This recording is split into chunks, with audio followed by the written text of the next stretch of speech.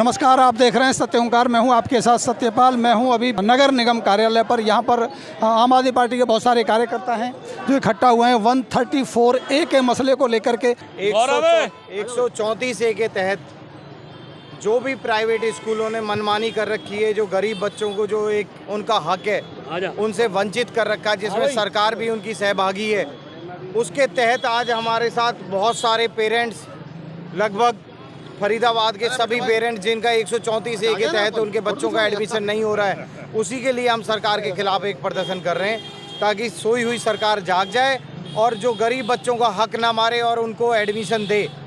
जो सरकार की तरफ से उनको फंड आता है वो फंड उनका रिलीज़ हो रहा है नहीं हो रहा है ये नहीं पता। प्राइवेट स्कूलों ने उनको बंद कर दिया है एडमिशन देना। प्राइवेट स्कूल कहते हैं हम 134A के तहत कोई एडमिशन नहीं लेंगे। हम उस सोई हुई सरकार को जगाने के लिए और जो प्राइवेट स्कूलों ने जो अपना बिजनेस बना रखा है उस बिजनेस को ख़त्म करने के लिए गरीब बच्चों का वो हक ना मारें, उसी के लिए हमने आज ये प्रदर्शन रखा है। इसमें आम आदमी पार्टी साउथ जोन हरियाणा की जो मेन विंग है, जो मेन टीम है, वो इस प्रदर्शन को कर रही है। इसमें हमारे बड़े भाई अमन गोयल जी जो व्यापारी प्रकोष्ठ से हैं वो आए हुए हैं। हमारे संतोष यादव जी जो प्रवासी संगठन के संयोजक है वो आए हुए हैं। जो इसकी अध्यक्षता कर रहे हैं हमारे छोटे भाई गौरव शारदा जी जो वार्ड नंबर अपना 25 से तैयारी कर रहे हैं, भावी उम्मीदवार हैं। और हमारे सुकंचन जैन जी जो हमारे ओल्ड विधानसभा के अध्यक्ष हैं, और ठाकुर कमल सिंह जी जो अभी नवनियुक्त हुए हैं आम आदमी पार्टी में, वो एक सोशल एक्टिविस्ट हैं, एक वकील भी हैं, वो इसमें प्रदर्शन में भाग ले रहे हैं। हमारी महिला अध्यक्ष हैं बहन गीता शर्मा जी, वो इस प्रदर्शन में, हमारे नवनियुक्त रिंकू सिलानी जी वो भी इसमें हैं, और नितिन राजपूत जी वो भी इस प्रदर्शन में, और हमारे तेजवंत भाई बिट्टू जी, और हमारे धनंजय भाई जी, और तरुण जिंदल जी, लोकेश अग्रवाल जी बल्लभगढ़ विधानसभा से, और खेमी ठाकुर जी तिगाम विधानसभा से, और हमारे विनोद बघेल जी, और जिनका मैं नाम नहीं ले सका हूँ, राजकुमार यादव जी, राजकुमार खरवार जी, चिराग अग्रवाल जी, सभी कार्यकर्ता पूरे साउथ जोन की टीम के साथ मिलके इस प्रदर्शन को कर रहे हैं और इस सोई हुई सरकार को जगाने का काम कर रहे हैं। निश्चित तौर पर ये सरकार जागेगी और जो हम ये पेरेंट्स हैं उनके बच्चों का हक दिलवा के रहेंगे। हम उनके साथ यहाँ पर प्रदर्शन में शामिल हैं। हमारे छोटे भाई बलराम भाटी जी वार्ड नंबर 7 से, तो ये सभी हमारे आम आदमी पार्टी के राजेश अग्रवाल जी। आज आम आदमी पार्टी 134A के तहत जिन बच्चों का हम भारत का भविष्य मानते हैं, अपने इस राज्य के बच्चों के उज्जवल भविष्य के लिए आम आदमी पार्टी आज इस सूबे के मुख्यमंत्री मनोहर लाल खट्टर का जो एक निरंकुश मुख्यमंत्री है, जिसको हमारे भाई गौरव शारदा ने भी संपर्क साधा था, हमने पहले डीसी कार्यालय पे प्रदर्शन करे, ज्ञापन दिए। हमारे इस फरीदाबाद के बच्चों ने पेपर दिए, एग्ज़ाम दिया 134A के तहत और उसमें पास हुए और उनको स्कूल अलॉट हो गए कि फला स्कूल में जाके तुम्हें अपना एडमिशन लेना है। लेकिन प्राइवेट स्कूल का वो मालिक, वो निकम्मा जो है, वो तैयार करने मतलब एडमिशन देने के लिए किसी भी कीमत पर तैयार नहीं है। वो ये कहता है कि जो ग्रांट हरियाणा सरकार से, हरियाणा के मुख्यमंत्री से, हरियाणा सरकार को हमें मिलनी चाहिए, वो हमें अभी तक नहीं मिली है, इसलिए इन बच्चों का हम एडमिशन नहीं करेंगे। आम आदमी पार्टी आम जनमानस की हित की बात करती है। हमने डीसी साहब को ज्ञापन दिया, डीसी साहब को मिले, और हमने, हमारे गौरव शारदा ने 10 जनवरी को राष्ट्रपति साहब के यहाँ जाके एक डायरी कराई कंप्लेंट की। उसके बाद 10 मार्च को प्रधानमंत्री जी से मिले, सबको अपनी चिट्ठी लिख के दी, लेकिन उन्होंने कहा कल 14 मार्च को 8:50 पर इनके पास एक मेल आई कि हम इसको संज्ञान में लेंगे। लेकिन इस सूबे का मुख्यमंत्री मनोहर लाल खट्टर इन बच्चों का हक और अधिकार छीनना चाहता है। हमारे भाई ने गुड़गांव में मुख्यमंत्री से भी संपर्क साधा, उस संपर्क में उनसे कहा कि 20,000 बच्चों का भविष्य है, आप उससे खिलवाड़ कर रहे हो मुख्यमंत्री जी, आप उन बच्चों को एडमिशन दो। लेकिन मुख्यमंत्री का जवाब यह कि अभी ये एडमिशन नहीं होंगे। ये गलत है और नाजायज़ है, इसका हम विरोध कर रहे हैं और आज हम उस निरंकुश मुख्यमंत्री का पुतला बीके चौक पर फूंक रहे हैं। इसमें सरकार की नीति और नीयत में फ़र्क दिखता है। कि सरकार चाहे तो सब कुछ संभव है। सरकार की कुछ लायबिलिटी बनती हैं, स्कूल वालों को कुछ देना होता है, परंतु 134A का कोई भी पैसा सरकार ने आज तक स्कूल वालों को नहीं दिया। और ये स्कूल लगभग बिजनेस सेंटर्स बने हुए हैं, सभी बिजनेस सेंटर बन गए आज। अच्छे अच्छे व्यवसायी इनको कैप्चर कर रहे हैं स्कूलों को, और सरकार यहीं से भ्रष्टाचार पनप रहा। अपनी मनमानी फीस वृद्धि करते हैं, सरकार की अवहेलना करते हैं, सरकार के मंत्री स्कूल खोल रहे हैं।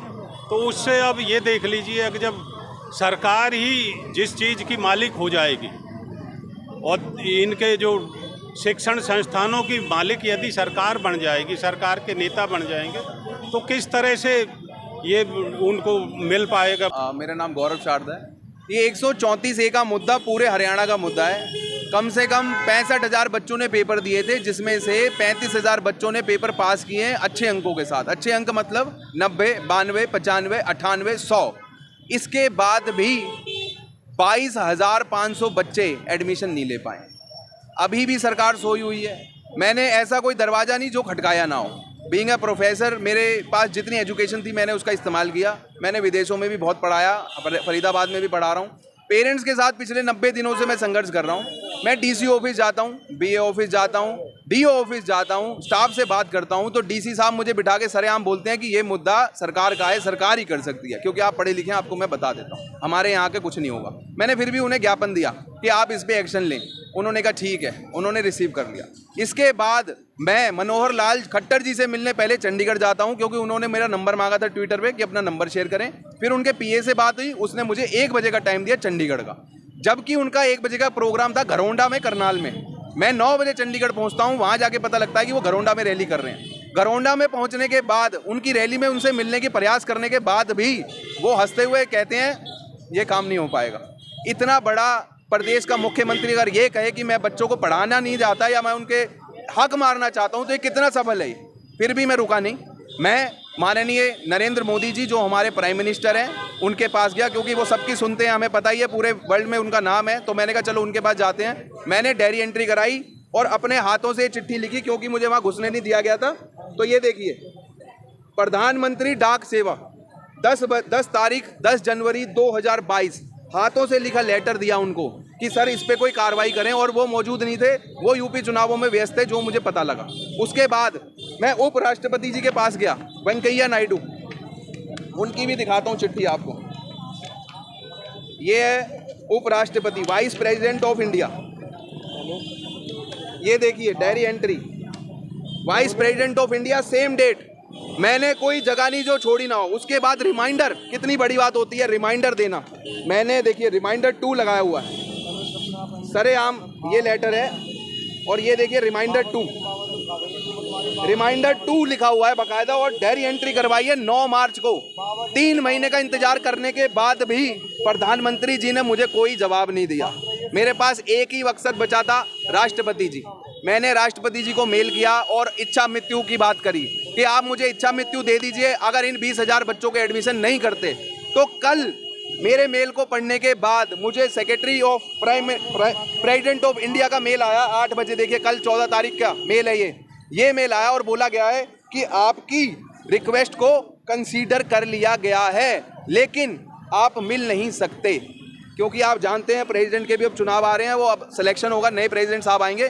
तो इतनी सारी सरकारों के दरवाजे खटकाने के बाद भी हम पैसे तो नहीं मांग रहे, हमने नौकरियां भी नहीं मांगी, हम तो बस बच्चों का भविष्य मांग रहे हैं। तो क्या हमारे भारतवर्ष में पढ़ाने के लिए भी मांगना पड़ेगा? एजुकेशन हमारा अधिकार है, कहने के लिए सरकार कहती है, लेकिन सच्चाई कुछ और है, वास्तविकता कुछ और है। काफ़ी शिकायतें देने के बाद भी कोई सुनवाई नहीं है। आम आदमी पार्टी आंदोलन कर रही है नगर निगम पर। वैसे भी नगर निगम के चुनाव आने वाले हैं। मर गया, हाय हाय, कट्टर मर गया, हाय हाय, कट्टर मर गया, हाय हाय, कट्टर मर गया, हाय हाय, कट्टर मर गया, हाय हाय, कट्टर मर गया, हाय हाय, कट्टर मर गया, हाय हाय, हाय हाय, कट्टर मर गया, हाय हाय। आम आदमी पार्टी जिंदाबाद, इंकलाब जिंदाबाद, आम आदमी पार्टी जिंदाबाद, आम आदमी पार्टी पार्टी जिंदाबाद, आम आदमी पार्टी जिंदाबाद, भ्रष्टाचार का एक ही काल, केजरीवाल केजरीवाल, शिक्षा हमारा अधिकार है, शिक्षा हमारा अधिकार है। खट्टर सरकार मुर्दाबाद, खट्टर सरकार मुर्दाबाद, खट्टर सरकार मुर्दाबाद, खट्टर सरकार मुर्दाबाद, हरियाणा सरकार मुर्दाबाद, हरियाणा सरकार मुर्दाबाद। शिक्षा हमारा अधिकार है, शिक्षा हमारा अधिकार है, शिक्षा हमारा अधिकार